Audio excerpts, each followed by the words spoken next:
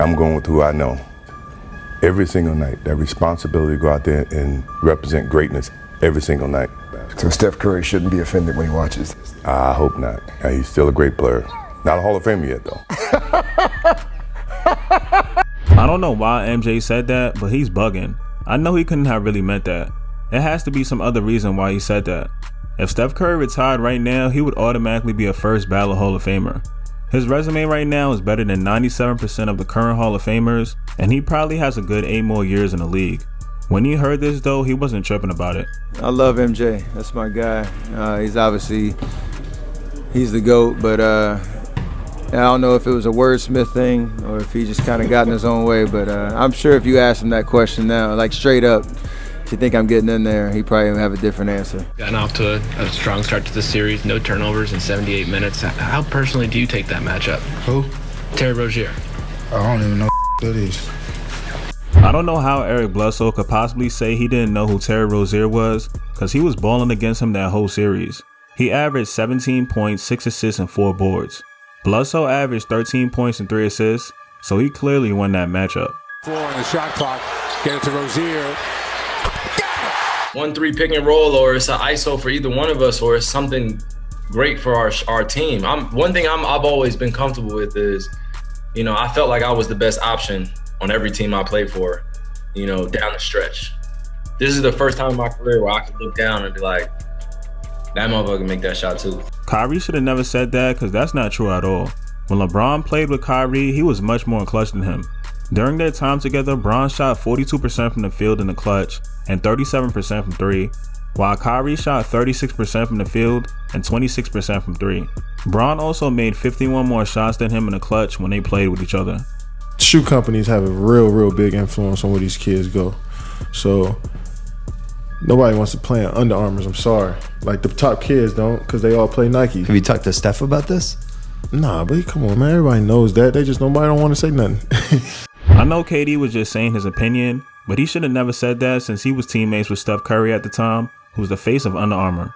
When Steph found out about it, he didn't look too happy, but he wasn't stressing it. It is what it is. Obviously, he said what he said, and he had a certain viewpoint on the grassroots industry and brand loyalty and all that kind of stuff. And then obviously, I know what we've been able to accomplish from an Under Armour basketball standpoint and a Curry product standpoint. And with OKC, I play with a lot of athletes. I didn't play with a lot of skill guys, not like shooters, ball handlers.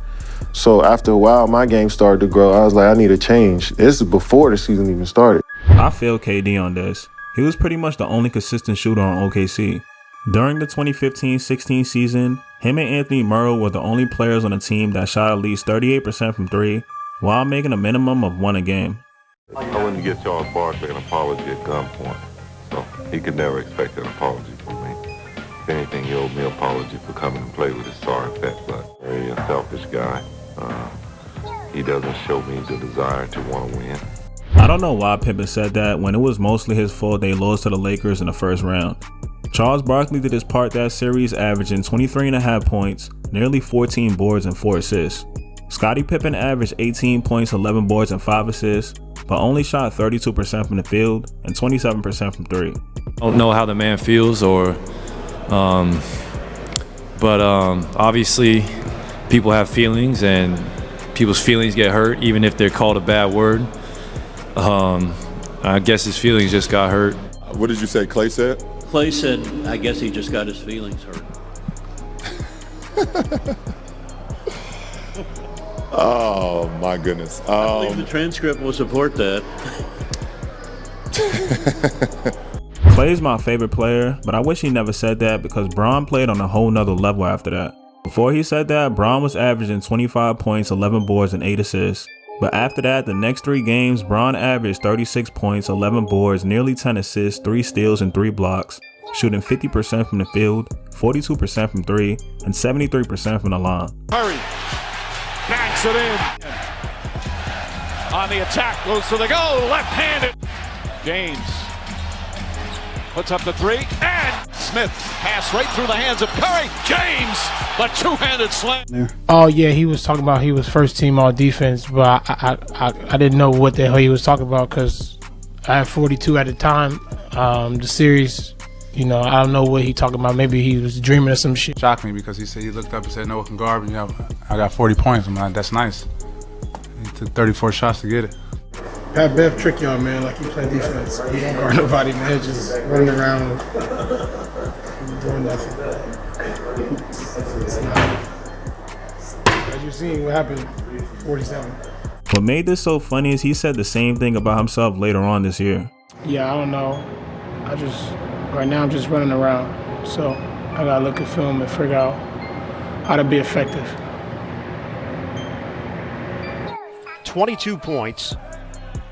His first free throws of the day. Missed them both. It was after the Lillard miss. Morris and Beverly reacting. I think to me, that just shows what they expect from me down the stretch. You know, they know what I do. He saw it firsthand when I was a second-year player when he was in Houston. The series. It's Lillard. He got the shot off. Lillard! So I'm sure he has a great memory of that. PG did the wave because he also was surprised because he experienced getting waved that last year. Lillard, long-range three, and it's good! At the buzzer! Damian Lillard! Are you kidding me? A dumb player, or because he makes mistakes out on the court. Shaq was a shitty free throw shooter. He missed dunks. He airballed free throws.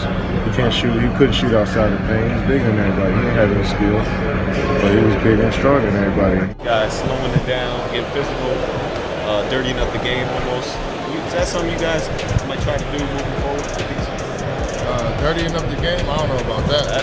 Yeah, maybe that was the wrong word. Keep kicking people in the nuts. I don't know about that.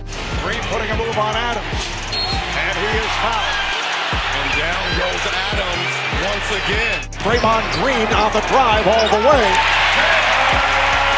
We were basically talking about my condition level, but I think he's getting there. He's getting there. I think I'm at 81%. 81? Okay. You are right. Now the two get entangled. And the shoving turned into this.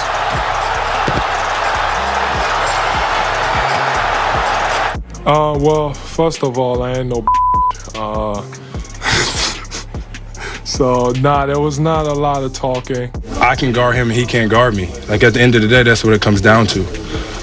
But like I said, I think you just got to watch your mouth in certain situations. There's some that you just don't say as a man. And, I mean, he got to see me the next time. TJ Warren was more calm when he was asked about it, though. I left it on the court, you know, heat of the moment. Guys out there competing, things like that are going to happen. Listen, whenever I'm challenged on the court, I'm never going to back down.